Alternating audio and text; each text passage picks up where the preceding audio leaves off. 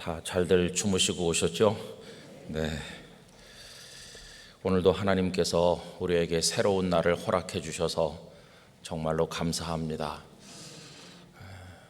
미래를 두고 염려도 많지만 일단은 오늘을 잘 살 일입니다. 미래는 미래고 오늘을 잘 사는 것이 축복인 줄로 믿습니다. 걸음을 멈춘 이들에게 이런 주제로 이번 특별 새벽 기도회를 모이고 있는데요. 어떤 집사님께서 아주 기가 막힌 말 한마디를 보내오셨습니다. 그게 뭐냐 하면 걸음을 멈춘 이들에게 거기다가 부제로 붙이면 딱 맞을 아주 멋진 아이디어인데 스톱에서 스텝으로 이렇게 제가 깜짝 놀랐어요. 미리 알았으면 그렇게 할 걸. 스톱은 멈춘 거 아닙니까? 그런데 이제는 멈춘 삶에서 다시 일어나서 발걸음을 옮기는 스텝으로 나가야 된다고 기가 막힌 말씀을, 멋진 말씀을 한마디 주셨어요. 여러분, 이번 기도회를 하면서 여러 가지 면으로 우리가 멈춰 서 있었다면 주님 주시는 능력을 통해서 한 걸음씩 다시 나가게 되기를 원합니다. 오늘 아침에는 엘리야 이야기를 해보려고 하는데, 여러분, 엘리야가 누굽니까? 정말 대단한 분이세요. 예수님께서 산에 올라가셔서 그 형체가 영광스럽게 변화되셨을 때 거기 구약의 인물 두 사람이 등장을 했습니다. 그래서 예수님과 대화를 나누는 장면이 나오고 그것을 본 베드로가 정신을 잃을 정도로 황홀한 지경에서 여기 초막셋을 지읍시다 이렇게 말했던 걸 기억하시죠? 근데 거기 나타났던 구약의 두 분이 누구입니까? 모세하고 바로 이 엘리야입니다. 여러분, 구약 성경은 모세 오경이라고 흔히 말하는 율법, 그 다음에 수많은 선지자들을 통해서 말씀하신 선지서들, 그리고 거기에다가 욥, 시편, 잠언, 전도, 아가서 같은 그런 성문서들이 붙어서 이루어진 책이 구약 성경인데, 그 율법을 대표하는 모세가 등장하셨고 수많은 선지자들을 대표해서 엘리야가 등장했습니다. 그러니까 우리 생각에는 흔히 대선지자라고 우리가 부르는 이사야라든지 예레미야, 에스겔, 다니엘 그런 분들도 있고 그 이후에 많은 선지자들이 또 성경에도 있고 합니다마는 그 누구보다도 엘리야가 그분들의 대표인 것처럼 그 변화산에 나타났을 정도로 엘리야는 대단한 분이십니다. 북왕국 이스라엘 아합과 이세벨이 통치하던 가장 캄캄하던 때, 바로 그때 정말 떠오르는 태양처럼 하나님의 빛을 온 세상에 비추었던 분이 엘리야입니다. 성지에 가보신 분들은 아시겠습니다마는 거기 갈멜산에 엘리야가 칼을 빼들고 있는 그 모습을 볼 수가 있죠. 여러분, 바알과 아세라 신을 섬기는 그 우상의 선지자들 850명과 홀로 맞서서 850대 1의 싸움을 전능하신 하나님의 능력으로 승리한 인물이 엘리야입니다. 하늘에서 불이 내려서 그가 쌓은 제단의 모든 것들을 다 태우고 그렇게 많이 가져다 부었던 그 물을 다 바싹 핥듯이 태워버려서 오직 여호와 하나님만이 참 신이심을 그 많은 사람들 앞에서 나타내 보였던 인물이 엘리야입니다. 여러분, 그 장면을 보면 나 혼자만 남아도 괜찮아, 내 사방에 적들이 가득 차 있어도, 아합도 이세벨도 우상의 선지자들도 다 내 적이고 나 홀로 여기 있구나, 이런 상황에서도 하나님께서 함께 하실 때 그는 정말 놀라운 승리자가 되었습니다. 그런데 여러분, 오늘 이야기는 무엇을 보여줍니까? 그렇게 위대한 엘리야였으나 그도 역시 혈육을 가진 인간에 불과했다, 이걸 우리들에게 보여주는 것입니다. 그래서 18장에서 그 갈멜산의 위대한 승리가 기록되어 있는데 바로 그 다음 장에서 오늘의 엘리야를 보는 것이죠. 로뎀나무 아래 앉아서 하나님 차라리 죽었으면 좋겠습니다. 아니 어떻게 그 바로 앞장의 엘리야하고 오늘 여기 19장의 엘리야가 달라도 이렇게 다를 수가 있나 할 정도로 완전히 다른 모습으로 멈춰 섰을 뿐만 아니라 주저앉아 버렸어요. 여러분 참 재밌죠. 거기 처음에는 그가 앉아 있습니다. 4절에 보면 자기 자신은 광야로 들어가 하룻길쯤 가서 로뎀나무 아래에 앉아서 이렇게 돼 있는데 그 다음 절 5절에는 뭐라고 돼 있어요? 로뎀나무 아래에 누워 자더니. 여러분 이게 영적으로 주저앉는 상태입니다. 살았을 때는요, 심령이 살아있고 은혜가 충만할 때는 다 서 있어요. 서 있어. 그죠? 서 있기만 한 게 아니라 막 펄펄 뜁니다. 부흥 집회 같은 데 가보면 펄펄 뛰는 사람이 있어요. 찬양할 때 일어나서 막 뛰고 그 다음에 손을 들었다 내렸다 하면서 얼마나 뜨겁게 찬양하고 두 손 들고 주님을 부르며 기도하고 대단하잖아요. 그런데 심령이 가라앉기 시작하면 그 다음엔 앉는 거예요. 앉아요. 앉았다 그 다음엔 눕는 거죠. 여러분 이게 집에서 예배드리다 보면 새벽 기도에 그렇게 되기가 참 좋아요. 그죠? 그러다 나중에는 입을 덮고 새벽 기도하고 나중에는 눈 감고 하고 하나님께서는 이미 내 사정 다 아시는데 뭐 그러면서 하나님 저 자요 그러면서 이게 이제 상징적으로 보여주는 거예요. 그렇게 대단하던 엘리야가 지금은 주저앉아 버렸어요. 그러더니 그 다음 절에는 아예 누워버렸어요. 그리고 그냥 잠을 청하는 겁니다.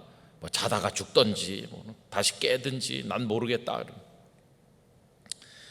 그래서 여러분 우리가 어떤 일을 하든지 인생을 살다가 이렇게 걸음을 멈추게 되고 주저앉게 되는 거 너무 부끄러워하실 필요가 없습니다. 왜냐하면 혈육을 가진 사람은 언제 어떤 상황에서 그렇게 될는지 아무도 알 수 없기 때문입니다. 그래서 절대로 우리가 교만해서는 안 될 이유를 여기서 다시 한번 생각을 하게 됩니다. 하나님 전 절대 그렇지 않아요. 아유 천만의 말씀이시오. 그게 그렇게 했다가 실패한 사람이 누군가요? 베드로지요. 최후의 만찬을 먹는 자리에서 예수님께서 너희 중에 하나가 나를 팔 것이다 이렇게 했을 때 베드로가 굉장히 으스대면서 다 주를 버릴지라도 전 아닙니다 막 이런 식으로 하거든요. 그런데 예수님께서 그래 고맙다 말이라도 그렇게 해줘서 고마워. 우리 같으면 그럴 텐데 다 굴기 전에 네가 나를 3번 부인할 거라고 그러면서 한 방 먹이셨어요. 저는 주님을 안 버립니다. 주님께서 아이고 네가 널 몰라도 너무 모르는구나. 그리고 조금 있다가 겟세마네 동산 거기서 예수님 잡혀가시고 쫄래쫄래 따라간 거죠. 그때는 겁에 질렸겠죠. 이미 마음이 위축돼 가지고 주님이 잡혀가는 거니까요. 그래도 용기를 내 가지고 요한과 함께 가야바 법정에까지 갔는데 워낙 마음이 오그라붙어 있고 긴장돼 있는 때인데 마치 기습하듯이 한 계집종이 당신도 저 예수랑 한패 아니냐 이런 식으로 하니까 그냥 깜짝 놀라면서 난 아님 이러는 거예요. 여러분 옛날에 교회에서 수련회 같은 데 가면 많이 하던 게임이 있습니다. 이렇게 하는 거. 그래가지고 난 아님 그래요. 그럼 옆에 사람이 그럼 누구 그러면 다음 사람 이름을 불러야 되는데 이름이 생각 안 나서 빨리 못 부르면 이제 걸리는 거예요. 그런 노래를 하든지 돈을 내든지 해야 되는데 난 아님. 그런데 우리는 중고등부 수련회 때 난 아님 이걸 너무 많이 해가지고 자기는 아닌 줄로 알아요. 절대 나는 예수님 배반 안 해. 난 아님 그래요. 예수님은 두고 보자 알겠는데 베드로도 쓰러지고. 여러분 모세가 얼마나 위대한 인물입니까? 하나님께서 떨기나무 불꽃 가운데서 부르신 이후에 모세 같은 사람이 어디 있었겠어요. 바다를 가르는 능력의 종으로 쓰임받고 그런 모세도 주저앉아서 하나님 내가 이 백성을 낳았습니까? 왜 나한테 이 백성을 이끌고 가라고 하시는 겁니까? 이러면서 탄식하고 절망 가운데 절규했던 적이 있었잖아요. 그럼 모세도 주저앉고, 여러분 엊그제 생각했던 것처럼 아이성에서 패배한 이후에 여호수아도 티끌을 무릅쓰고 하나님의 궤 앞에 저녁 때까지 그냥 얼굴을 땅에다 묻고 절망 중에 엎드려 있었잖아요. 그래서 누구누구 할 거 없이 누구나 다 쓰러질 때가 있다는 사실을 알아야 됩니다. 그래서 우리 주변에 아니 그렇게 훌륭한 목사님이, 그렇게 대단한 장로님이 어떻게 저렇게 됐나 놀랄 게 없어요. 사람은 다 연약한 존재인 것이고요, 나도 역시 마찬가지겠구나, 각자 그렇게 생각을 해야 되고, 그러면서 정신을 바짝 차릴 뿐만 아니라 하나님께서 주입해 주시는 은혜가 아니면 한순간도 설 수 없다는 사실을 늘 깨닫고 살아야 됩니다. 그러니까 어저께까지 기도 많이 했으니까 3일간은 쉰다, 그런 일은 없는 것이죠. 다윗을 보세요. 다윗이 정신을 바짝 차리고 고단한 인생을 살 때, 골리앗 앞에 나갈 때 무슨 잡념이 있었겠습니까? 오로지 저 거인을 쓰러뜨리고 하나님의 능력으로 이스라엘을 구원하겠다고 하는 하나님의 영에 감동된 그거밖에 없는 거죠. 그리고 그가 왕의 신하가 됐을 때 적의 성벽을 뛰어넘을 때 무슨 잡념이 있었겠어요? 오늘도 하나님 도우셔서 승리하게 해주세요. 사울에게 쫓길 때 생명이 장담할 수 없는 상황에 지금 있는데 어떻게 잠들 수 있겠어요? 밤낮 그 시편에 보는 것처럼 하나님 앞에 매달리고 부르짖고 하나님 앞에 은혜를 구하고 하나님이 나의 힘이시고 피난처시고 이러면서 하나님 의지했잖아요. 오히려 그러는 동안에는 그가 쓰러지지 않았어요. 어렵지만 쓰러지지 않았어요. 힘들지만 주저앉지 않은 거예요. 참 역설적이죠. 굉장히 힘든데 주저앉지 않았더라고요. 그런데 언제 그가 완전히 나가 떨어집니까? 편안할 때죠. 나라가 부강해지고 힘이 세지고, 그리고 적과 전쟁을 해도 굳이 나갈 필요가 없어요.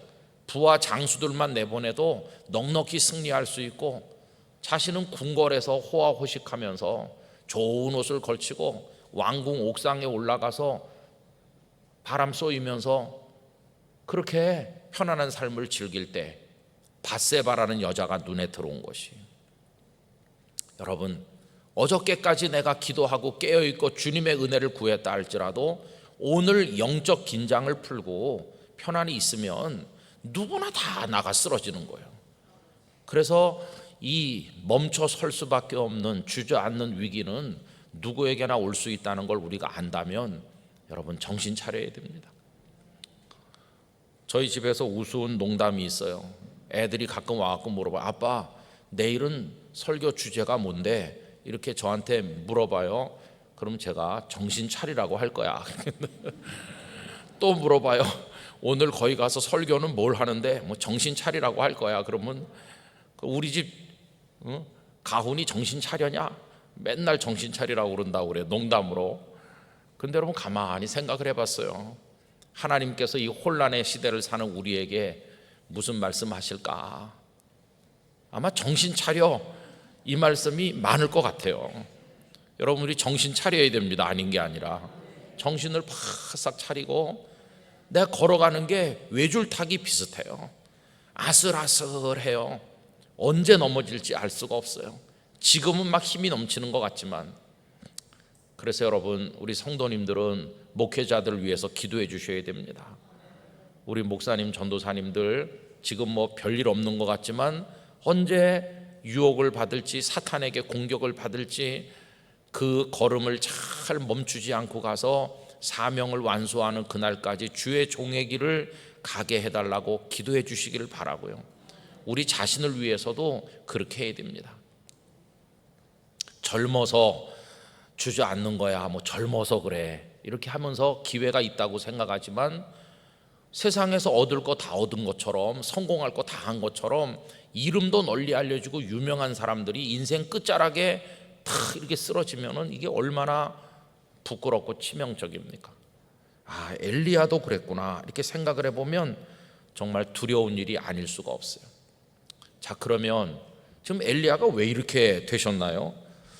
여러 가지 이유가 있는데 우리 19장 2절에 보면 우선 외부적 위협이 있습니다. 이세벨이 사신을 엘리야에게 보내어 이르되 내가 내일 이맘때에는 반드시 네 생명을 저 사람들 중, 그러니까 갈멜산에서 죽은 사람들 중 한 사람의 생명과 같게 하리라. 이게 뭡니까? 내가 너 내일 꼭 죽일 거야. 이세벨이 화가 여기까지 나가지고 엘리야에게 사람을 보내서 그렇게 말한 거예요. 그랬더니 엘리야가 낙심이 된 거예요. 낙심. 그렇게 많은 우상의 선지자들을 물리쳤지만 그 배후에 원흉 같은 이세벨이 아직도 건재해가지고 날 죽이겠다고 하는구나. 근데 저는 이거 읽을 때마다 참 이상한 생각이 들어요. 지금 이세벨이 엘리야를 어떻게 하려고 그럽니까? 죽여 없앤겠다. 어느 정도 죽일 의지가 강하냐 하면 방금 읽은 말씀 끝에 보면 이렇죠. 그렇게 하지 아니하면 신들이 내게 벌위의 벌을 내림이 마땅하니라. 이럴 정도로 지금 엘리야가 죽이려고 하는 거예요. 저 이세벨이 엘리야를. 그런데 제가 이상하게 생각하는 건 뭐냐 하면은 그날 죽이면 될 텐데 왜 그날 안 죽이고 사신을 보내가지고 내일 죽인다고 했는지 난 참 이게 이해가 안 돼요. 나중에 이세벨한테 물어보고 싶어요. 그렇게 엘리야를 죽이고 싶었으면 사신을 보낼 게 아니라 자객을 보내가지고 바로 죽이면 될 걸 왜 사신을 보내갖고 내일 죽이겠다고 이랬나? 이상하지 않으세요? 여러분, 내일까지 하나님께서 하루의 시간을 벌어주시는 거예요. 하루.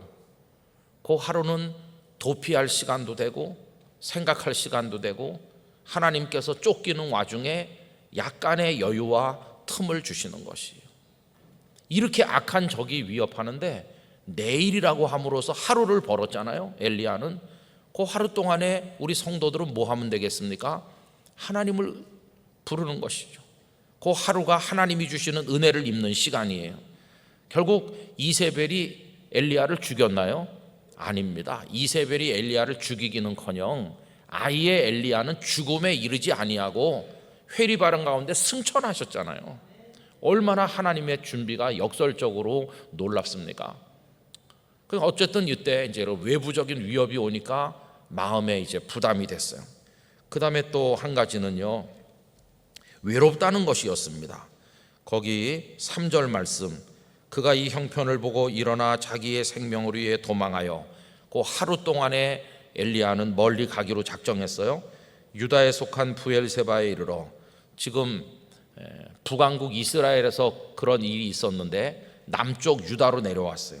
유다에 속한 부엘세바에 이르러 자기의 사환을 그곳에 머물게 하고, 여러분 지금 엘리야 옆에 따라다니는 유일한 한 사람이 심부름하는 사환이에요.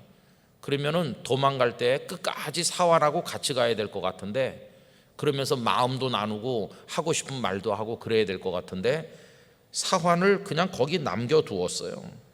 그러면서 4절, 자기 자신은 광야로 들어갔다 이렇게 돼 있어요. 그의 곁에 남은 마지막 한 사람을 떼놓고 헤어지는 겁니다. 홀로 남는 겁니다. 여러분 이게 왜 그랬을까요? 참 이상한 건데 지금 외롭잖아요, 그죠? 850대 1도 얼마나 외로운 싸움입니까? 근데 외로운데 그럼 한 사람이라도 내 옆에 있어야 되는 거 아닙니까? 그런데 왜 그 남아있는 한 사람마저 헤어지는 것일까요? 그건 다른 게 아닙니다. 이 사환, 이 사람이 나를 위해 수고하고 나를 위해 애를 많이 쓰긴 하지만 내 마음을 나눈 동료는 아니라고 생각하는 거예요. 내 고통을 함께 나눠줄 사람은 아니라는 걸 생각을 하고 그를 외인처럼 여기는 거예요. 이 사람이 어떻게 내 마음의 고통을 알겠나? 나를 따라다니면서 심부름을 하지만 어떻게 이 눈물을 같이 나눌 수 있겠나? 이 사람은 몸은 옆에 있지만 영은 나로부터 멀리 있는 사람이야. 그러니 차라리 떼놓고 홀로 이 고통을 안고 가는 게 낫겠다. 그러면서 홀로 들어가는 거예요. 이미 그때 그는 죽었으면 좋겠다는 생각을 이제 했겠죠. 가장 외롭다 보니까 오히려 더 외로움 속으로 들어가는 거예요. 외로우면 사람들이 많은 곳으로 가야 될 것 같은데 외로울수록 아무도 없는 광야로 가서 외로움의 극단에다 자신을 던져서 거기서 끝을 보고 싶어 하는 이런 모습을 그가 드러내는 걸 볼 수가 있겠습니다. 그럼 여러분, 이렇게 로뎀나무 아래 누워서 죽기를 청하는 그가 되었는데 하나님께서는 그에게 어떻게 대처하시고 그를 인도하십니까? 첫 번째는요, 먹을 것을 주셔서 육체의 힘을 구하게 하신 것이었습니다. 거기 5절에 보니까 주님께서 말씀하시죠. 일어나서 먹으라. 5절 끝에 일어나서 먹으라 하셨어요. 그러면서 숯불에 떡을 구워서 먹게 하신 것을 볼 수 있죠. 여러분, 성도가 육체를 돌보는 것은 아주 중요한 것입니다. 우리의 심령이 가라앉고 힘이 빠지고 할 때 때로는 사랑하는 이들과 식탁에 앉는 게 얼마나 힘이 되는지 알 수 없어요. 그래서 여러분, 누구는 금식한다는데 나는 이렇게 먹어도 되나? 그럴 필요 없고요. 맛있게 잡수시고 건강한 거 너무나도 중요해요. 그 다음에 두 번째로 우리 주님께서는 목적을 주셨습니다. 그래서 어디로 보내십니까? 거기 8절 말씀에 보니까요, 이에 일어나 먹고 마시고 그 음식물의 힘을 의지하여 40주 40야를 가서 40일을 걸어서 하나님의 산 호렙에 이르게 하셨어요. 호렙이라고 하는 곳으로 가게 하셨는데, 여러분, 호렙은 어떤 산입니까? 그게 바로 신의 산이죠. 거기서 모세가 떨기나무 불꽃 가운데서 하나님의 부름을 받았고, 거기서 하나님의 영광이 임했고, 거기서 이스라엘 백성들에게 언약의 말씀이 주어졌고, 바로 거룩한 산이었습니다. 그곳으로 하나님께서 그를 부르신 것을 볼 수 있습니다. 자, 그러면서 이제 하나님의 상담이 시작되는 겁니다. 9절 말씀, 엘리야가 그곳 굴에 들어가 거기서 머물더니 여호와의 말씀이 그에게 임하여 이르시되, 엘리야야, 네가 어찌하여 여기 있느냐. 우리가 오늘 여기까지 읽었죠. 여러분, 네가 어찌하여 여기 있느냐, 이 말은 너 왜 이렇게 됐어? 너 어떻게 이렇게 주저앉은 거야? 너 왜 너의 걸음을 여기서 멈춘 거냐? 이렇게 물어보시는 거예요. 하나님의 상담이 시작이 됐어요. 그랬더니 그의 마음의 고통을 그 다음 절에 말하죠. 여러분, 10절 다 같이 읽겠습니다. 그가 대답하되, 내가 만군의 하나님 여호와께 열심히 유별하오니 이는 이스라엘 자손이 주의 언약을 버리고 주의 제단을 헐며 칼로 주의 선지자들을 죽였음이오며 오직 나만 남았거늘 그들이 내 생명을 찾아 빼앗으려 하나이다. 이렇게 하소연하는 걸 볼 수 있어요. 여기 그의 고통이 다 나타나 있습니다. 첫째, 그 끝에 뭐라고 그랬습니까? 내 생명을 찾아 빼앗으려 합니다. 이세벨이 저 죽이려고 해요, 하나님. 이제 이거 얘기하는 거죠. 그 다음에 두 번째로는 10절 그 앞에 뭐라고 그랬습니까? 여호와께 열심히 유별하오니, 옛날 개역 성경에서는 특심하다고 말했어요. 제가 보통 열정이 있는 사람이 아닙니다. 난 누구보다 주님 사랑하고 정말 내가 주님을 위해서 내 생명도 바칠 각오까지 돼 있는 그런 열심으로 제가 살았습니다. 이 자기 자신에 대한 자부심이 지나치게 강한 거죠. 내가 어떤 사람이냐 이렇게. 근데 그 자부심이 너무 강한 게 더 큰 절망으로 빠지게 하는 약점도 있다는 걸 알 수 있어요. 그러면서 진짜 하고 싶은 말이 그 후반부에 나오죠. 오직 나만 남았습니다. 여러분, 아까 그의 문제가 뭐라고 그랬습니까? 극도의 외로움이라고 그랬잖아요. 나 홀로 남았습니다. 아무도 없습니다, 하나님. 이게 그의 걸음을 멈출 수밖에 없었던 이유였어요. 그럼 여러분, 하나님께서 그에게 뭐라고 말씀하시는지 그 하나님의 대책을 우리 보도록 하겠습니다. 아무도 없다고 그런 그에게 15절 말씀으로 내려갑시다. 13절 14절은 방금 전에 읽었던 말씀이 한 번 더 반복되는 거죠. 어찌하여 여기 있느냐 하니까 똑같이 말했어요. 열심히 유별한데 나밖에 없고 내 생명을 죽이려고 합니다. 똑같이 말한 이후에 15절 제가 읽겠습니다. 여호와께서 그에게 이르시되 너는 네 길을 돌이켜 광야를 통하여 다메섹에 가서 이르거든 하사엘에게 기름을 부어 아람의 왕이 되게 하고, 거기 하사엘이라는 사람이 등장하죠. 또 16절 너는 또 님시의 아들 예후에게 기름을 부어 이스라엘의 왕이 되게 하고, 예후가 등장하죠.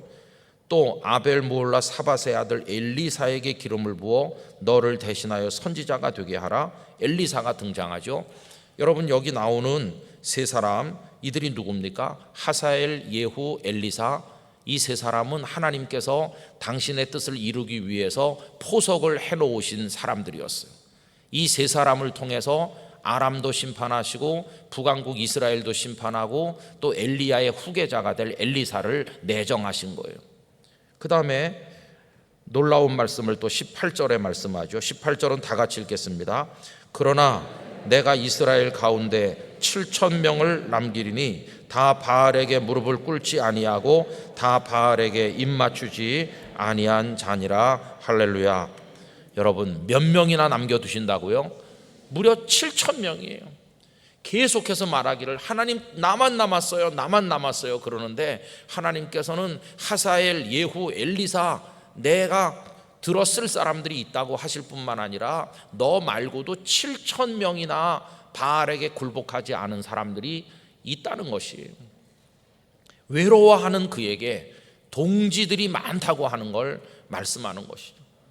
여러분, 그로 하여금 다시 용기를 가지게 하십니다. 그는 일어서서 하사엘에게 가고 예후에게 가고 엘리사에게 기름을 부어 자신의 제자가 되게 하고 그리고는 7,000명이 어디선가 하나님의 이름을 부르고 있을 걸 생각하면서 마지막까지 용기를 다하는 거죠. 여러분, 이게 다 뭡니까? 외로움에 빠진 그를 하나님께서 위로하시는 거죠. 여러분, 그리고 결정적으로는 하나님께서는 일하고 계시다는 걸 보여주는 거죠. 네가 몰라서 그렇지 나는 하사엘을 이미 예배했다. 예후를 예배해놨다. 내 후계자가 될 엘리사를 정해놨다. 나 지금 잠자고 있는 게 아니다. 나 결코 너한테 맡기고 손 뗀 게 아니다. 나는 다 준비하고 있는데 너 왜 이렇게 하고 있느냐? 7,000명이나 있는데, 그리고 너를 위해서 마지막으로 선물까지 준비하는데 너 죽음을 맛보지 않고 바로 나한테 들림받아 올 것이다. 그런데 왜 이렇게 하고 있느냐? 여러분, 그는 다시 일어나서 달려가게 된 것을 볼 수 있습니다. 여러분, 우리만 있는 게 아닙니다. 우리 말고도 오늘의 7,000명 같은 주님의 성도들이 전 세계 곳곳에 많이 있는 줄로 믿습니다. 지나간 주간에 여기서 구국 금식 기도회를 하면서 저는 정말 놀란 거 하나는 뭐냐 하면 그분들의 모습 속에서, 그분들의 설교 말씀 간증 속에서 우리가 몰라서 그렇지 주의 이름을 부르며 우리 동포들과 이 대한민국을 위해서 눈물로 기도하는 분들이 이렇게 많은가 하는데 놀랐어요. 그래서 큰 위로가 됐습니다.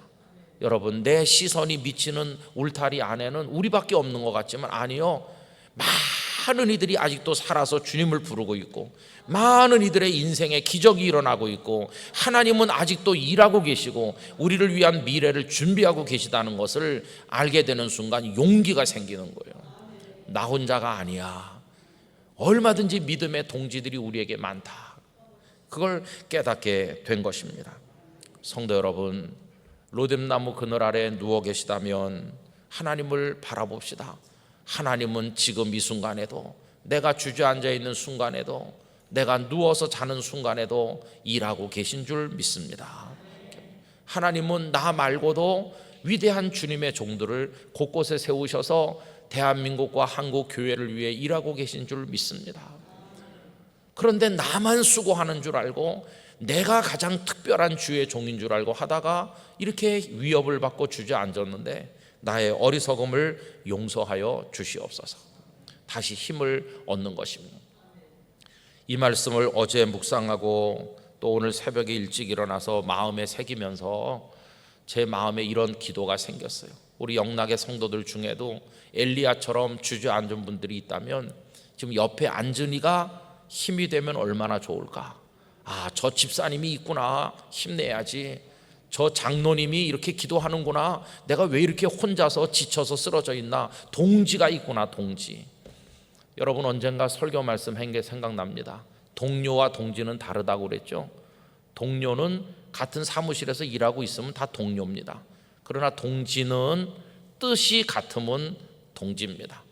우리가 영락교회 마당을 밟으면 다 동료입니다. 그러나 하나님의 나라와 의를 위해서 마음을 모으고 손을 잡으면 동지가 되는 것입니다. 우리 서로에게 동지가 되기를 원합니다. 저는 여러분들의 동지가 되어 여러분들은 저의 동지가 되어 교구에서든지 어디서든지 서로 부장님이든지 책임을 맡은 분들과 같이 섬기는 분들이 다 동지가 되어서 뜻짓자 뜻을 하나로 모아서 우린 하나님의 영광을 위해 감당하는 거다. 아니 우리 부서는 왜 나 혼자만 애쓰고 나머지는 다 구경하나? 어디 갔지 이 사람들? 이러다가 로뎀나무 아래로 찾아가면 안 되고요. 많은 동지가 있어. 무엇보다도 하나님께서 나에게 특별 선물을 준비하고 계시다. 여러분, 이 죽기를 구하는 엘리야에게 아예 죽음을 맛보지 않고 데려가실 프로그램을 준비하고 계시다는 게 이해가 됐을까요? 죽게 해주세요 그러는데 웬 소리, 죽다니, 너는 불말과 불병거를 타고 나한테 바로 온다. 그 하나님의 엄청난 계획을 그가 알았을까요? 여러분, 그거 모르니까 주저앉아 있는 것입니다. 우리 다시 일어나야 되겠습니다. 일어나서 믿음의 동지들과 손에 손을 마주 잡고 7천 명이 대한민국 땅에 아직 있음을 알고 한국 교회가 주저앉지 말고 다시 일어나야 되겠습니다. 오늘 오전에 김신경 장로님 장례 예배가 있고요. 그 끝나고 나면 이 자리에서 바로 한국 장로교회 날 행사가 있습니다. 우리 한국교회는 특별히 감리교회도 있고 성결교회도 있고 다 있습니다만은 장로교회가 굉장히 많습니다. 그죠? 한국교회는 장로교회가 뭐 간판같이 진짜 많아요. 그죠? 근데 그 장로교 신앙을 가진 교단들이 각 교단의 총회장님 그런 분들이 오늘 이 자리에 다 모이십니다. 코로나 아니었으면 1,000명 이상 모였을 텐데 이제는 각 교단의 핵심 인물들께서만 여기 오셔서 한국 장로교회 날 행사를 합니다. 영락교회에서 하기를 원하셔서 오늘 이 자리에서 하는 것입니다. 여러분, 아마 오늘 거기 참석하는 분들은 서로가 위로가 될 것 같아요. 우리 교회가 속해 있는 교단뿐만 아니라 대한민국 땅에 많은 주님의 교회들이 있고 그분들도 그분들 나름대로 성경의 신앙을 지켜나가기 위해 애를 쓰고 다 거기서 기도하고 오늘 모여서 우리가 동지라고 하는 사실을 재확인하면서 다시 흩어져 나가서 이 땅의 교회와 성도들, 이 나라 이 백성을 위해서 함께 동역하는 그런 일을 하게 될 때 우리에게 큰 위로와 용기가 될 것이라고 기대합니다.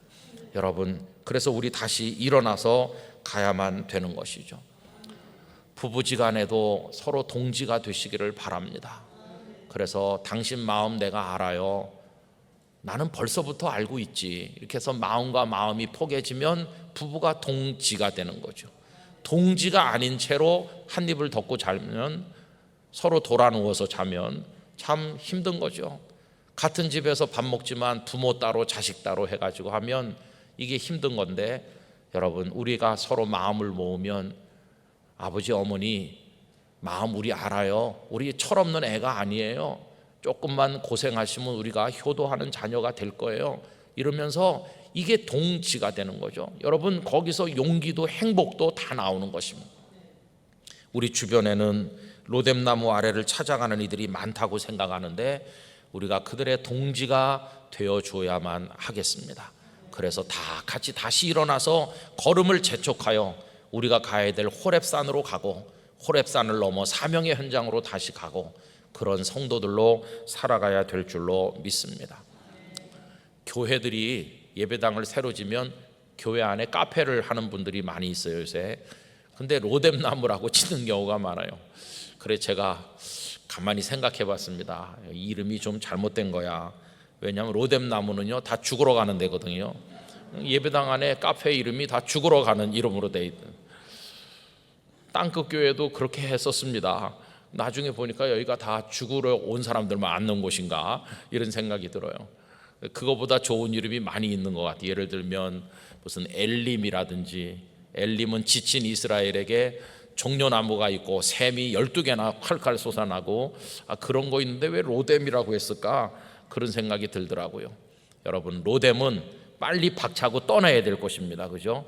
로뎀에서 차 한잔하고 거기 오래 앉아 있으면 안 되는 거죠. 그럼 빨리 떠나서 호렙으로 가야 되고 사명으로 달려가야 되고 이 하반기가 그렇게 될 수 있기를 간절히 기원합니다. 기도하겠습니다.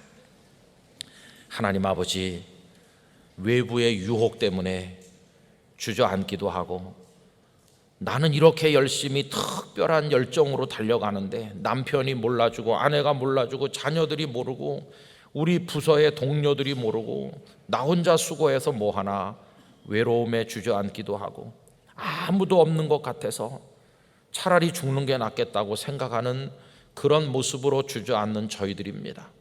아버지 하나님, 그렇게 대단해 보였던 엘리야도 로뎀 나무 아래 누워 죽기를 청하였습니다. 아버지 하나님, 저희라고 무엇이 다를 수가 있겠습니까? 주여 긍휼히 여겨 주시옵시고, 하나님은 지금도 일하고 계시고 우리 외에도 수많은 동지들을 준비하고 계시고 우리 말고도 많은 이들이 기도하고 헌신하고 있음을 알게 하여 주시옵시고, 어서 속히 일어나 호렙을 거쳐 사명의 현장으로 달려갈 수 있도록 저희들을 일으켜 세워 주시기를 원합니다.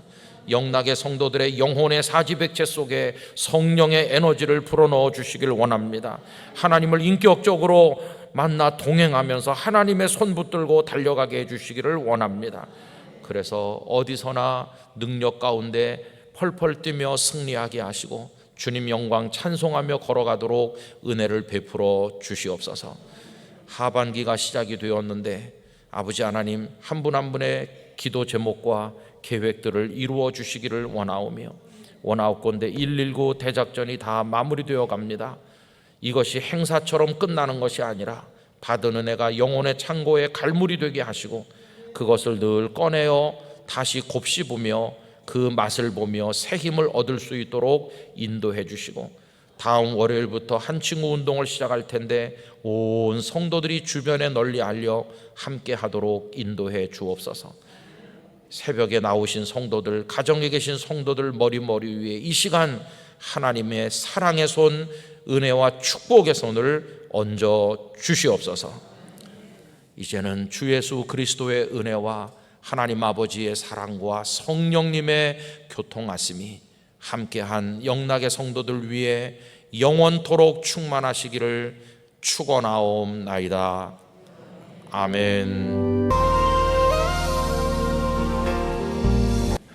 오늘은 조금 더 감사한 것 같습니다. 왜 그러냐 하면 300명 앉을 수 있는 공간에는 50명까지 들어와도 된다고 그래가지고 지난주부터 그렇긴 했는데, 그렇다고 광고를 할 수도 없고요. 광고하면 너무 많이 오실 거고 눈치 빠른 분은 오실 거야, 그렇게 생각을 했는데 지난주에 조금 오셨고 오늘은 좀 더 많이 오셨네요. 그래도 절대 다수의 99% 성도들이 가정에 계실 걸 생각을 하니까 마음이 참 힘듭니다. 우리 전에처럼 막 여기 꽉 차게 앉아서 예배하던 그때를 하나님께서 허락해 주시기를 바라고, 여러분 그때까지 잘 견딥시다.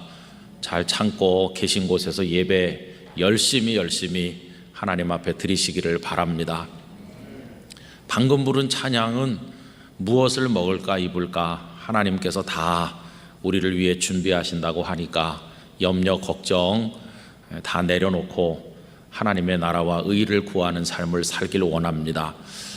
원래 이번 토요일은 영락가족 특별 새벽기도회가 있는 날인데 또 명절 연휴고 또 이 자리에 모일 수가 없어서 여러분 그 시간에 접속하시면 영상으로 또 영락가족 특별 새벽기도회도 함께 할 수가 있으니까 하여튼 어떻게 하든지 열심히 하나님 앞에 달려가기를 원합니다. 1968년에 신영균 씨와 문희 씨가 출연했던 유명한 영화가 있습니다. 그 영화 제목은 미워도 다시 한번입니다. 그 제목이 마음에 듭니다.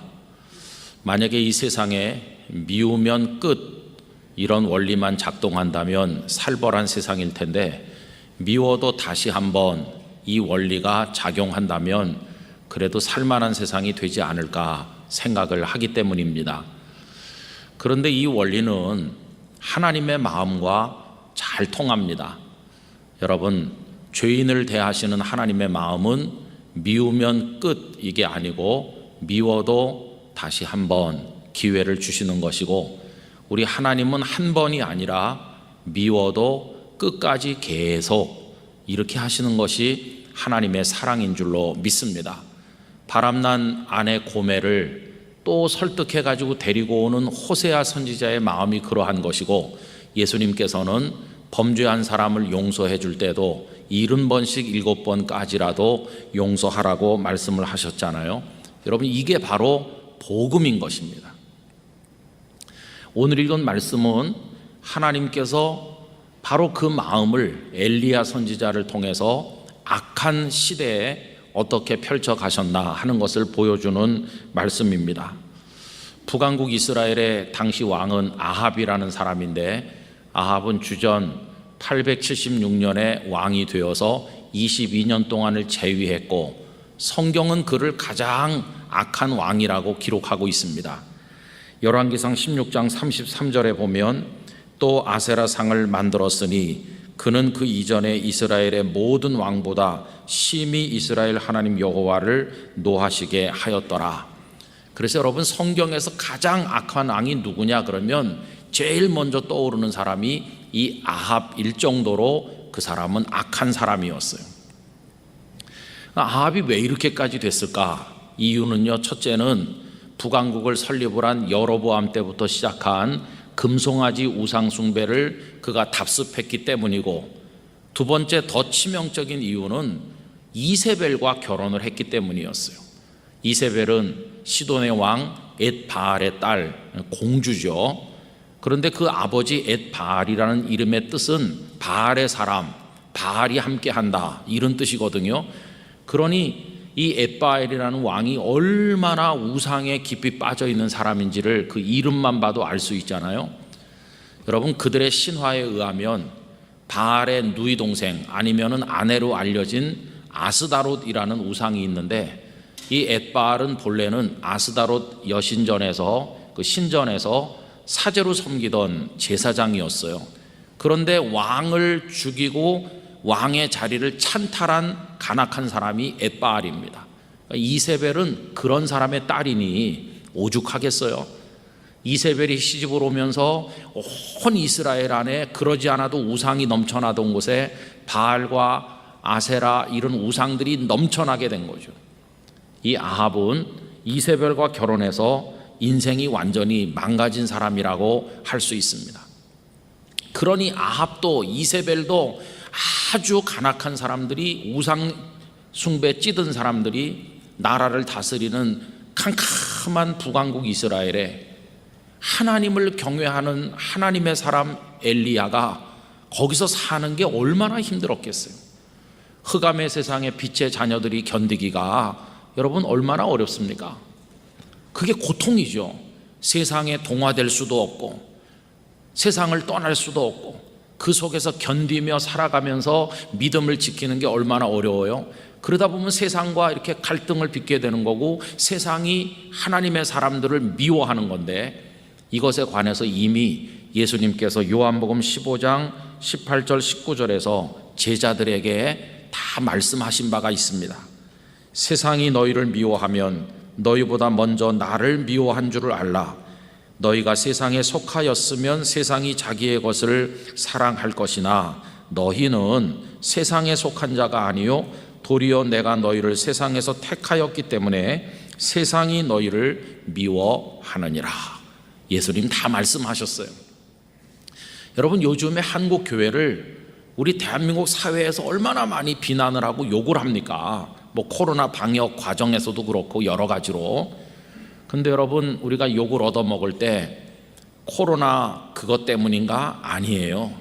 근본적으로 교회와 성도들은 잘해도 욕을 먹고 핍박을 받게 돼 있어요. 왜 그러냐 하면 우리 속에서는 하나님의 성령께서 역사하시는데 이 세상 속에는 사탄의 영이 역사하고 있기 때문에 근본적으로 조화될 수 없는 것이고, 여러분, 오히려 세상으로부터 욕을 억울하게 먹기도 하고 당하기도 할 때, 아, 내가 하나님께 속한 증거야, 이렇게 생각하면서 위로를 받을 일임을 말씀을 드리는 것입니다.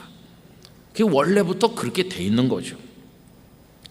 그러니 이 엘리야 선지자는 하나님의 말씀을 받드는 사람인데, 아합과 이세벨 그 치하에서 얼마나 힘들었겠어요. 그래도 그는 하나님의 말씀을 전하지 않을 수 없으니까 아무리 그 전하는 메시지 내용을 아합 왕이 싫어해도 전달하지 않을 수 없는 거죠. 첫 번째 전달한 말씀은 이 땅에 비도 이슬도 오지 않을 거라고 하는 가뭄의 예고였습니다. 17장 1절에 보면 길르앗에 우거하는 자 중에 디셉 사람 엘리야가 아합에게 말하되 내가 섬기는 이스라엘의 하나님 여호와께서 살아계심을 두고 맹세하노니 내 말이 없으면 수년 동안 비도 이슬도 있지 아니하리라 하니라. 여러분, 이스라엘은 이슬이 굉장히 땅에 도움이 됩니다. 우리는 이슬보다 비에 의존하지만 그 땅은 이슬을 굉장히 중요하게 여기거든요. 그런데 내 말이 없으면 비도 이슬도 수년 동안이나 없을 거다. 여러분, 그런 예언하면 아합과 얼마나 관계가 더 틀어지겠어요? 그러나 엘리야는 왕의 눈치를 보는 사람이 아니라 하나님을 따라 사는 사람이었어요. 여러분, 우리도 세상의 눈치 볼 것이 아니라 모든 상황 속에서 하나님께 맞추면 될 줄로 믿습니다. 자, 그 이후 이야기는 잘 아시는 거죠. 그 예언대로 이스라엘 땅에 우로가 그쳤어요. 야고보서 그 5장 17절 말씀에 의하면 그 기간이 3년 6개월이었다고까지 기록하고 있는데, 댐이나 저수지가 없는 그 당시 얼마나 어려웠겠어요. 바싹 타주고 들어가는 거죠.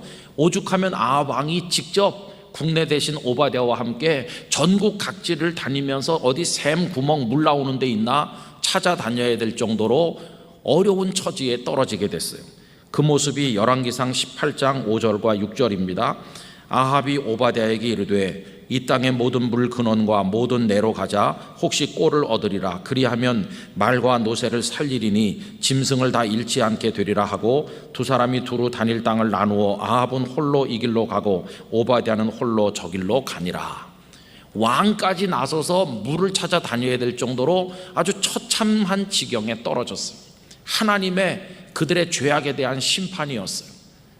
그러니 아합이 이 엘리야를 얼마나 증오했겠어요. 만나면 절대로 가만두지 않겠다, 이렇게 생각을 하지 않았겠어요. 그러다가 3년이 훨씬 더 지난 다음에 엘리야가 다시 모습을 드러내서 아합과 만날 때 이 아합의 가슴 속에 엘리야에 대한 증오가 얼마나 큰가 하는 것을 알 수 있죠. 열왕기상 18장 16절 17절에 보면 오바댜가 가서 아합을 만나 그에게 말하매 아합이 엘리야를 만나러 가다가 엘리야를 볼 때에 아합이 그에게 이르되 이스라엘을 괴롭게 하는 자여 너냐? 너 때문에 이스라엘이 망한다, 이런 거 아니에요?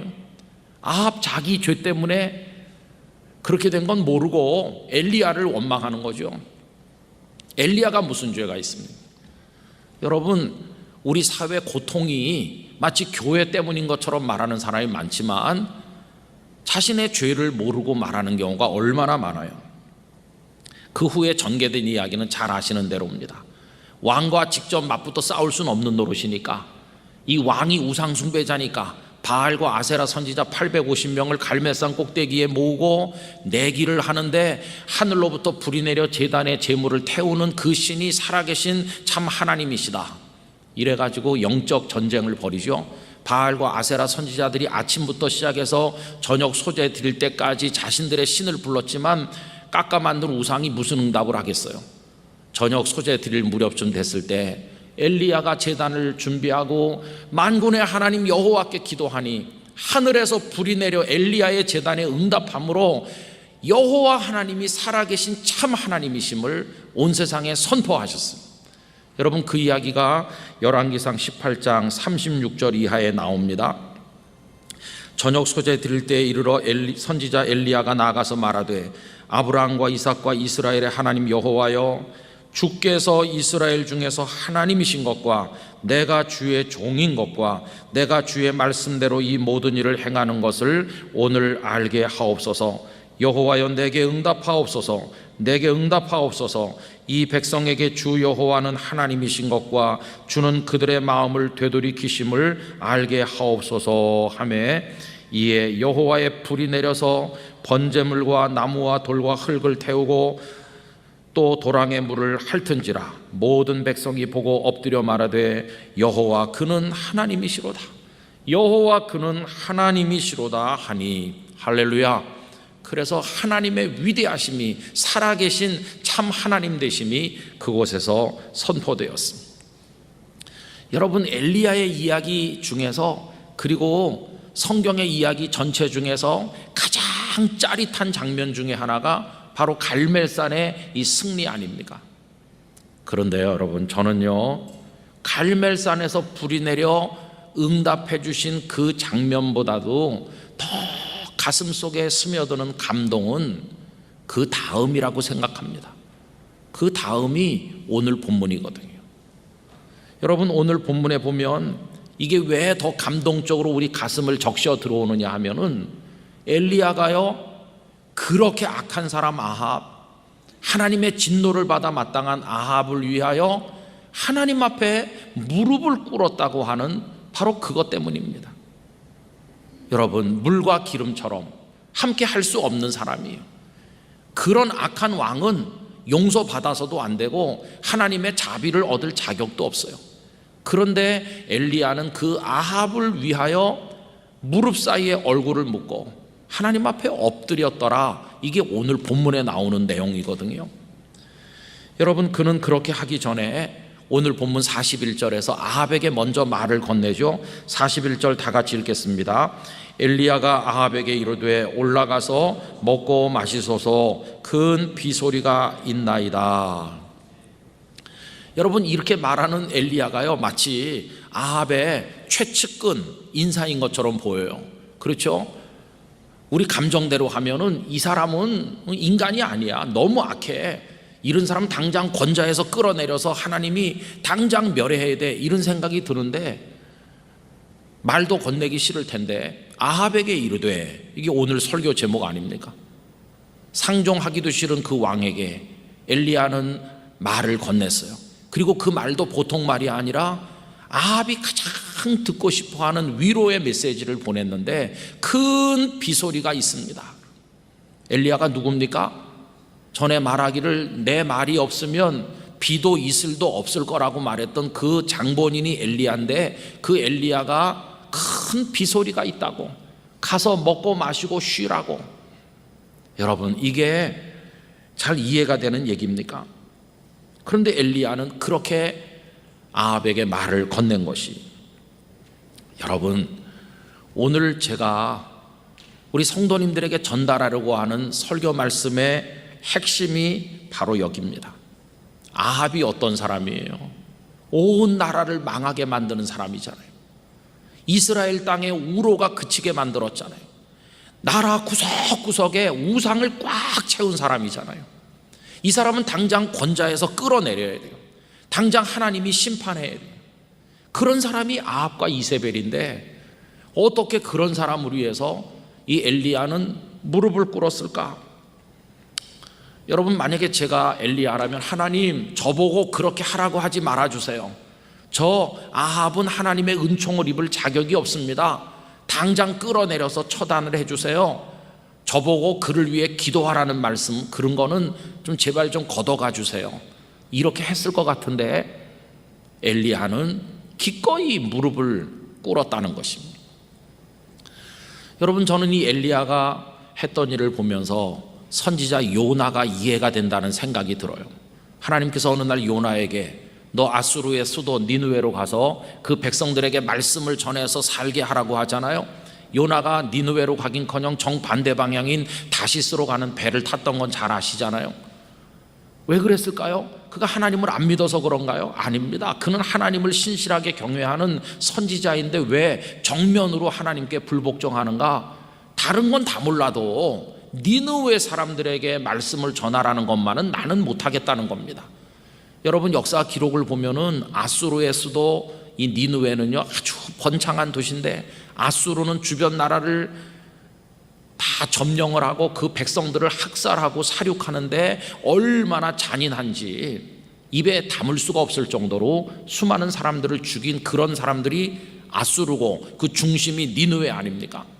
그런 사람은 당장 하나님의 심판이 임해야 되는데, 아니 어쩌자고 나보고 가서 거기서 말씀을 전하라 하시나, 내가 죽는 게 낫지, 나는 절대 니느웨에는 못 가. 이게 요나의 불편한 심정이었음을 알 수가 있죠. 그런데 여러분, 오늘 이 말씀을 읽는 우리들은 어떻게 해야 되는 것입니까? 아까 서두에서 말씀드렸죠. 미워도 다시 한 번이 아니라 끝까지 계속, 이게 하나님의 마음이라고 그랬죠. 그런 악한 통치자가 있고 백성들이 다 우상에 빠지고 형편없는 나라가 됐지만 그 이스라엘 땅을 다시 은총의 비로 적셔 주시는 거, 한 번 더 기회를 주는 거, 이게 바로 하나님의 미워도 다시 한 번이라는 마음이었다는 것입니다. 그 마음이 하나님의 마음이었기에 엘리야는 그렇게 한 거죠. 여러분, 예수님께서 변화산에서 영광스러운 모습으로 변화되셨을 때 두 사람이 거기 등장했죠. 율법을 대표한다는 모세께서, 그리고 모든 선지자의 대표라고 하는 엘리야께서 그 자리에 나타나지 않았어요. 그리고 엘리야는요, 회리바람을 타고 죽음을 맛보지 않고 승천하신 분 아닙니까? 어떻게 엘리야에게 이런 특별한 은혜를 하나님께서 주셨나? 저 혼자 생각해 보니까 받아들이기 어려운 상황에서 자신의 미움을 내려놓고 하나님의 용서하시는 마음을 받아들여서 엎드리는 그 기도의 모습이 정말로 위대하기 때문에 하나님께서 그를 존귀하게 하신 게 아닌가, 이런 생각을 해보게 된 것입니다. 여러분, 사실 그때 그가 아합에게 다시 돌아올 때 그는 하나님의 계획을 알고 있었습니다. 하나님의 계획은 다시 비를 주시는 겁니다. 열왕기상 18장 1절을 보면요, 많은 날이 지나고 제3년에 여호와의 말씀이 엘리야에게 임하여 이르시되 너는 가서 아합에게 보이라. 내가 비를 지면에 내리리라. 하나님은 다시 기회를 주기로, 비를 내려주시기로 이미 작정을 하고 계시다는 걸 이 엘리야가 알고 있었던 것입니다. 그게 하나님의 마음이라면 어떻게 하겠나? 나 같으면 내 마음대로 한다면 저 악한 왕과 왕비 이 백성들을 위해서 기도하고 싶지 않다. 이게 엘리야의 마음인데, 그러나 하나님의 마음이 그들에게 비를 주시는 거라면 어떡하겠나? 내가 무릎을 꿇어야지. 이렇게 했던 것입니다. 더구나 엘리야는 형식적으로 건성으로 하지 아니하고 온 힘을 쏟았다는 걸 알 수 있어요. 무릎 사이에 얼굴을 파묻는다는 게 그게 잘 안 되는 동작인데 그렇게 하면서 구름이 나타날 때까지 기다리잖아요. 여러분, 오늘 본문 42절에서 43절 다 같이 읽겠습니다.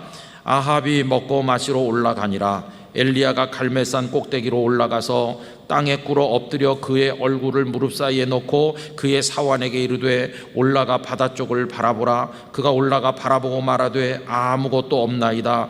이르되 7번까지 다시 가라. 개인적인 미움, 왕에 대한 불만, 분노, 이거 다 내려놓고 하나님의 마음이 그러하시다면 내가 무릎을 꿇겠습니다. 여러분이 엘리야의 엎드려 있는 모습은요, 십자가에 매달리셔서 당신을 못 박는 그들을 위해서 용서를 비는 기도를 드리신 예수님과 통하는 것이고, 자신을 향해 돌을 던지는 이들을 위해서 용서를 비는 기도를 드린 사도행전 7장의 스데반 집사님의 그 모습과 통하는 거 아니겠습니까? 코로나19의 고통이 길어지면서 지난 주일에도 말씀드린 것처럼 하나님께 많은 질문 섞인 기도를 드리는데, 지난주에는요, 하나님 이거 어떻게 하면 벗어날 수 있어요? 그때까지 우리는 어떻게 살아야 됩니까? 요셉을 생각하게 하시면서 열쇠가 안에 있다고 묵묵히 받아들이고 그 안에서 좌절하지 말고 믿음으로 성실히 살라고 마음의 감동을 주셨는데, 저는 또 하나님, 우리 한국교회는 이렇게 욕을 얻어먹으면서 이 코로나 시대에 어떻게 해야 되는 겁니까? 이렇게 했을 때 오늘 이 말씀을 통해서 하나님께서 제 마음에 감동을 주시는 거예요. 여러분, 우리 한국교회 지금 화가 많이 나 있습니다. 우리가 잘못한 게 뭐냐? 어려운 사람 돕는 것도 한국교회가 많이 하고 있고 뭐 여러 가지 수고를 하고 있고 사회에 기여하고 있는데, 왜 우리를 이렇게 무슨 나쁜 사람인 것처럼 몰아붙이고 방역 과정에서도 우리를 차별하는 것 같고 예배도 마음대로 못 드리게 하고 장로님도 기도한 것처럼 이상한 법을 만들려고 하고 화가 나고 말이죠. 도대체 왜 이런 거야? 이런 게 우리 속에 부글부글 끓고 있는 거죠. 거기다가 정치 논리에 따라, 진영 논리에 따라 갈라져 싸우는, 갈등하는 우리나라이고 보니까 성도님들의 마음들도 많이 분노나 이런 걸로 불편하실 거라고 생각이 듭니다. 다 이해할 수 있죠. 그러나 여러분, 우리가 누굽니까? 우리는 우리 감정을 따라 사는 사람이 아닙니다. 우리는 하나님을 믿는 사람들입니다. 그래서 우리는 우리 감정보다도 하나님의 마음을 우선해서 따라야 될 사람들 아니겠어요? 그래서 저는 오늘 말씀 우리가 받아들이기 참 감정적으로 어렵지만 믿음으로 받아들이시기를 원합니다. 한국교회는 어떻게 해야 되나요? 이렇게 하니까 하나님께서 이 코로나 시대 너희 속에 있는 분노를 내려놓고 이 나라를 위해서 기도해라. 당국자들을 위해서 기도해라. 아합을 왕자에서 끌어내려야 되는데 이렇게 생각하지만 하나님의 마음을 따라 기도했던 엘리야처럼, 무릎을 꿇었던 그처럼 한국 교회도 무릎을 꿇어라. 교회를 비난하는 국민들을 위해서 무릎을 꿇고 나쁜 정책을 만들려는 국회의원이나 정부 당국자를 위해서도 무릎을 꿇어라. 너희 분노는 내려놓고 무릎을 꿇어서 은총의 비가 이 땅에 내리도록 기도를 드려라. 그렇게 감동을 주시는 거예요. 여러분, 왜 하나님은 이렇게 말씀하십니까? 첫째는요, 무릎 꿇을 사람이 우리밖에 없으니까요. 여러분, 이 대한민국 5천만 중에 그래도 나라를 걱정하면서 하나님 앞에 무릎을 꿇어 부르짖을 사람이 우리밖에 없으니까요. 우리가 안 하면 아무도 안 하니까. 두 번째 이유는 그 기도가 결국은 우리 자신을 위한 기도가 될 것이니까요. 이스라엘 땅에 비가 쫙 내려서 갈라터진 땅이 적셔지면 아합 왕만 좋겠어요? 아니죠. 엘리야가 사랑하는 사람들도 그 내리는 비로 인해 혜택을 같이 누릴 거니까 우리가 정치가 안정되고 사회가 안정되고 국가 안보가 확보되고 경제가 발전하기를 위해서 기도하면은 그 혜택은 우리 자손들, 우리 일가 친척, 우리가 사랑하는 이들도 같이 누릴 것이니까 결국은 우리를 위한 기도로 돌아서 오게 될 줄로 믿습니다. 그리고 왜 또 그렇게 하는가? 세 번째 이유는 그거를 함으로써 미워도 다시 한번 하면서 우리 같은 죄인을 품고 또 품어주신 하나님의 그 용서와 사랑의 마음을 조금이라도 배워나갈 수 있을 것이니까, 그렇게 함으로써 우리가 정말 복음을 실천하는 예수님을 닮은 그리스도인이 될 수 있을 테니까 우리에게 무릎을 꿇으라고 말씀을 하신다는 것입니다. 여러분, 우리가 주님을 믿는 것은 힘을 얻어서 사회를 제압하고 그 위에 군림하려고 하는 게 아니라 우리의 소원은 주님을 닮는 데 있습니다. 조금 이따 우리가 부를 찬송가 451장 가사를 보면 주님이, 예수님이 이렇게 하셨으니 너희도 그렇게 하라, 예수님이 이렇게 하셨으니 그렇게 돼 있거든요. 여러분, 우리는 이렇게 함으로써 우리 주님을 배워가고 닮아가게 될 것입니다. 참 어렵지만 이제 우리 속에 있는 인간적인 감정과 개개인의 분노를 다 내려놓읍시다. 성도님들 주변에도 밉고 또 미운 아합이 많을 거예요. 도저히 못 봐줄 이세벨이 여러분 주변에도 많을 거예요. 그 아합과 이세벨에게 오늘 설교 제목 그대로 다가서서 아합에게 이르되 하는 것처럼 상종하지 않겠어 그러지 마시고 말씀을 건네시기 바랍니다. 위로를 해주시기를 바랍니다. 그가 알든지 모르든지 우리 주변의 아합과 이세벨을 위하여 무릎을 꿇도록 하십시다. 대한민국 사회가 아무리 한국교회를 공격을 해도 이 땅의 5천만 백성들을 위해서 무릎을 꿇도록 하십시다. 전에는 다른 방법으로 조국을 사랑했다면 이 시대 우리 한국교회가 대한민국과 우리 한민족을 사랑하는 삼천리 금수강산, 이 반도 강산을 위해서 일하는 비결은 다른 게 아니라 무릎 꿇는 일인 줄로 믿습니다. 코로나 시대를 통과하면서 나중에 우리 삼천리 반도 금수강산 일하러 가 찬송을 부를 텐데 뭐 어떻게 일할 것인가? 무릎을 꿇는 데서부터 시작하자고 말씀을 드리는 것입니다. 그럼 여러분, 우리 사회에 악한 자들이 많은데 그들은 어떻게 되는 건가? 우리가 늘 그들을 위해 무릎만 꿇어주면 되는 건가?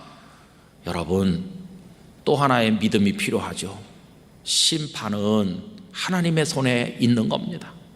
여기 엘리야는 아합을 스스로 심판하지 않았어요. 그냥 하나님의 마음을 받아들여서 어렵지만 무릎을 꿇고 비가 내려서 이 통치자가 마음을 위로받을 수 있도록 기도했어요. 엘리야는 자기 사명 다 했어요. 그럼 아합과 이세벨은 어떻게 됐나요? 그들은 그들의 죄로 망하는 겁니다. 나중에 보면 나봇의 포도원을 강탈하려고 의로운 사람 나봇을 죽이고 악을 행하니까 하나님께서 그들을 결국은 심판했어요. 그래서 그 시체의 피를 개들이 핥고 그 시체를 공중에 새가 먹을 것이다. 그 두 사람이 다 그렇게 됐어요. 여러분, 우리 스스로 심판자가 되려고 하는 분노와 감정들은 다 내려놓고 그거는 하나님의 손에 다 맡기고 이 역사에 대한 심판은 하나님께 맡기고 오늘 코로나 시대를 살아가는 우리들은 뜨거운 믿음의 눈물을 흘리면서 하나님 앞에 이 땅을 위해서 이 나라와 백성들 통치자들 위해서 무릎을 꿇는 중보적 기도의 제물이 되는 사명, 그거 감당하면 될 것입니다. 그렇게 하면 엘리야를 존귀케 하신 하나님 한국교회를 존귀케 하실 것이고 우리들을 받아주실 때 그 은혜를 우리가 함께 누리게 될 줄로 믿습니다. 여러분, 그런 마음으로 이 시대를 이겨나가고 감당해 나가는 영락의 성도들이 되시기를 진심으로 축원합니다. 기도하겠습니다. 하나님 아버지, 엘리야는 아합과 이세벨과 양립할 수 없는 사람이었고 아합이 저지른 악이 너무나 관영해서 그를 향한 분노가 많았겠지만 하나님의 또다시 기회를 주시는 사랑을 알았기에 기꺼이 무릎을 꿇고 얼굴을 파묻어 하나님 앞에 엎드렸습니다. 주여, 오늘 저희들이 한국교회가 해야 될 일이 이 일인 줄로 믿사오니 우리를 비난하는 자들을 맞대응할 것이 아니라 엎드려 부르짖게 하시옵시고 그 사명 잘 감당하는 저희들이 되게 하여 주옵소서. 그렇게 할 수 있는 믿음의 능력을 허락하여 주시옵소서. 예수님의 이름으로 기도드리옵나이다. 아멘.